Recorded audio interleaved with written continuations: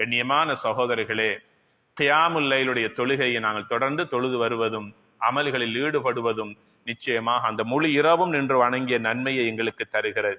அடுத்த முக்கியமான ஒரு விஷயம்தான், ஒரு கணவனுக்கும் ஒரு மனைவிக்கும் அல்லாஹ் ரஹ்மத் செய்வானாக என்று நபி ஸல்லல்லாஹு அலைஹி வஸல்லம் துஆ செய்தார்கள். ரஹ்மத்தை வேண்டி துஆ செய்தார்கள். எங்களையும் உங்களையும் அவர்கள் பார்க்கவில்லை, ஆனாலும் அன்றே எங்களுக்காக துஆ செய்தார்கள். அது எந்த கணவன் தெரியுமா? சஹருடைய நேரத்திலே நேரகாலத்தோடு எழுந்து யாருக்கும் இடையூறு டிஸ்டர்ப் இல்லாமல் உதுவெடுத்து 2 ரக்காத் தொழுதுட்டு தன்னுடைய மனைவியை தட்டி எழுப்புகிறார். நீங்களும் எழும்பி தொழுவுங்க.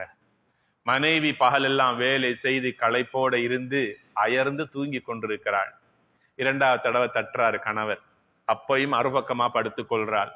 நபிகள் நாயகம் ஸல்லல்லாஹு அலைஹி வஸல்லம் சொன்னாங்க, தண்ணி கொஞ்சம் எடுத்து கை விரல்ல நினைச்சு முகத்துல இப்படி தெளிப்பது ஒரு சுன்னா. மனைவியுடைய முகத்துல தண்ணீர் தெளிப்பது ஒரு சுன்னா. இப்ப மனைவி எழும்புகிறாள், அவளும் ஒதுவெடுத்து தொழுகிறாள். அல்லாஹ்வுடைய தூதர் சொன்னாங்க, அந்த கணவனுக்கு அல்லாஹ் ரஹ்மத் செய்வானாக. இன்னும் ஒரு மனைவிக்கு அல்லாஹ் ரஹ்மத் செய்வானாக. அவள் யார் என்றால், நேரகாலத்தோடு எழுந்து அவள் தொழுதுட்டு கணவனை போய் எழுப்புகிறாள். இந்த மனைவிக்கு அல்லாஹ் ரஹ்மத் செய்வானாக.